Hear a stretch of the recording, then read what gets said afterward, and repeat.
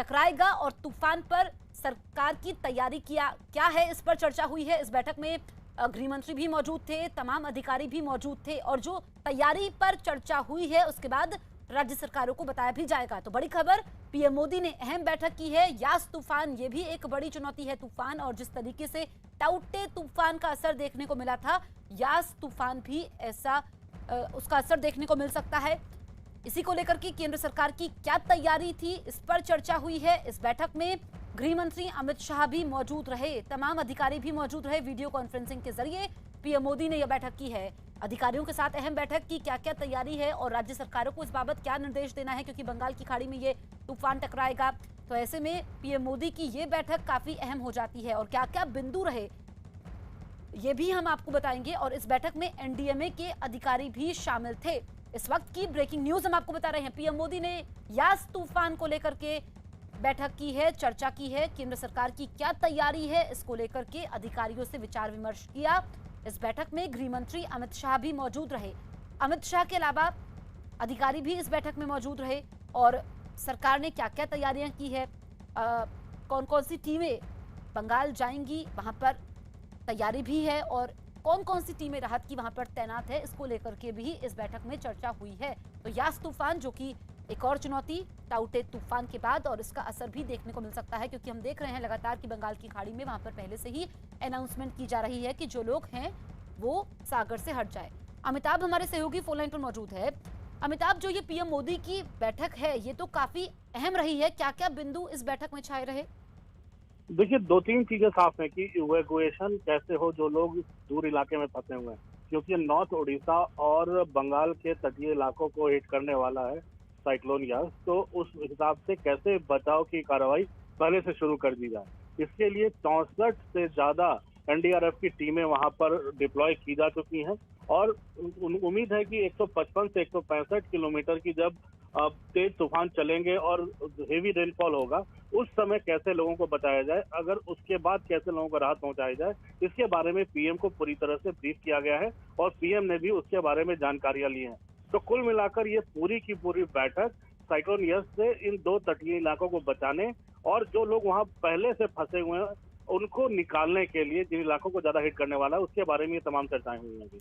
ठीक है अमिताभ, तो पीएम मोदी की ये अहम बैठक हुई है। दरअसल टाउटे के बाद अब चक्रवाती तूफान यास का खतरा मंडरा रहा है। मौसम विभाग के मुताबिक बंगाल की खाड़ी में एक कम दबाव का क्षेत्र तैयार हो रहा है, जो अगले 3-4 दिनों में बड़े तूफान में बदल सकता है। ये तूफान इसी महीने की 25 से 27 तारीख के बीच पश्चिम बंगाल और ओडिशा के तट से टकरा सकता है।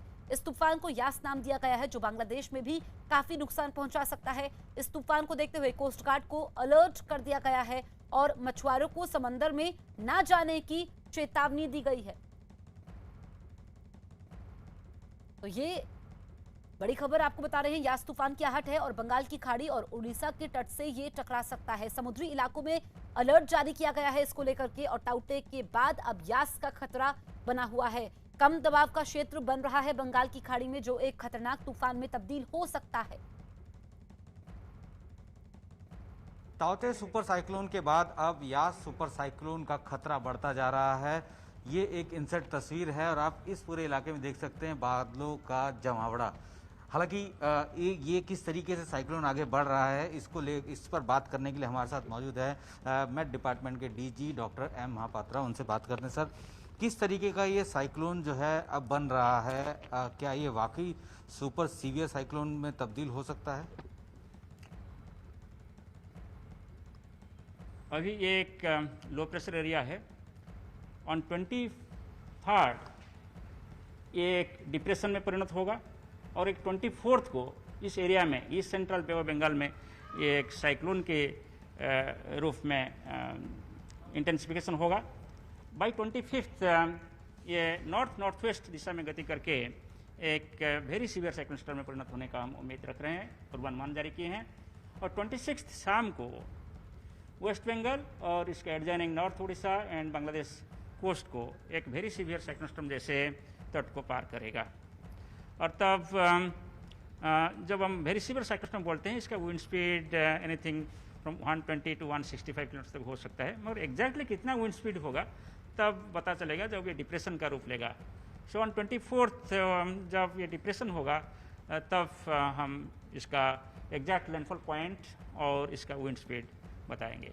अभी जिस तरीके का डिप्रेशन है और अभी अंडमान निकोबार के ऊपर जो है इस वक्त इस तरीके से सिस्टम तैयार हो रहा है, वहाँ पे क्या कंडीशन है और उस कंडीशन को ध्यान में रखते हुए अगर हम बताएं कि किस वे से यहाँ से निकलते हुए किस तरीके से ऊपर तक जाएगा ये और क्या क्या इफेक्ट ये दिखा सकता है? अभी अंडमान सी, पूर्व केंद्रीय बंगोपसागर और दक्षिण पूर्व बंगोपसागर में स्क्वाली वेदर चल रहा है। Wind speed 45 to 55 kilometre per hour, gusting to 65 kilometre per hour चल रहा है। Sea condition rough to very rough है, इसलिए ये अभी फिशरमैन, ट्रॉलर, स्मॉल शिप्स के लिए सेफ नहीं है और ये कंडीशन और ज़्यादा खराब होगा कल ऑन 24th एंड 25th जब ये साइक्लोन धीरे धीरे